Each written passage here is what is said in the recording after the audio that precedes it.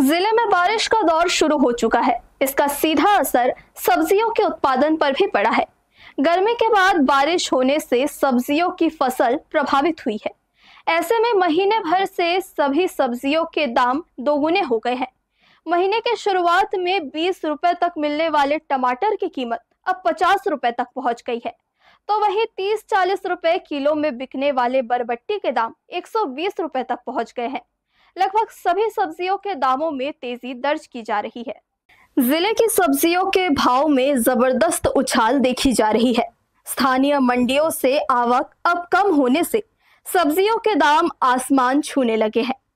Monsoon में बदलाव की वजह से हरी सब्जियों की कीमतों में बढ़ोतरी हुई है।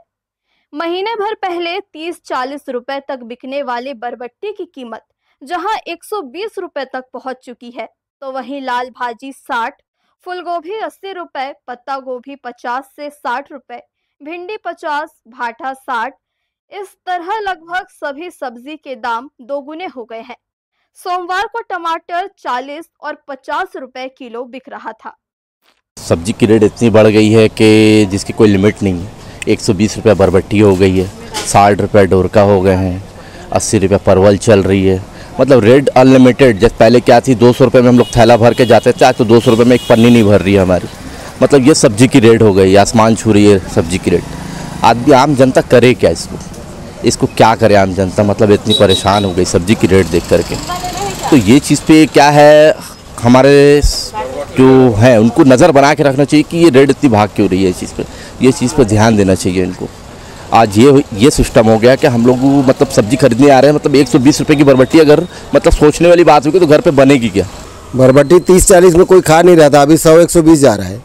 और बरबट्टी खीरा जा रहा है, बैगन जा रहा है 60 रुपये 50 रुपया, लौकी जा रहा है 40 रुपया, लाल भाजी 60 रुपये जा रहा है, पालक जा रहा है 40-50 रुपया, गाजर 80-90 जा रहा है, शिमला जा रहा है 120-30 रुपया थोक में, ऐसी बिक रहा है।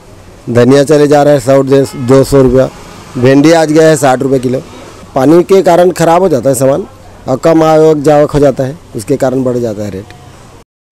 थोक सब्जी मंडी बाजार में इस समय लोकल आवक कम हो गई है और ज्यादातर सब्जियां बाहर से आ रही है। ऐसे में जब तक बाजार में पर्याप्त मात्रा में आवक नहीं होती, सब्जियों के दाम में इसी तरह तेजी रहने की संभावना जताई जा रही है। किसानों का कहना है कि लगातार धूप के बाद बारिश होने की वजह से सब्जियों को बहुत नुकसान हुआ है। रायगढ़ और आसपास के जिले से कुछ मात्रा में ही सब्जियां आ रही है। ज्यादातर सब्जियां दूसरे राज्यों से आ रही है।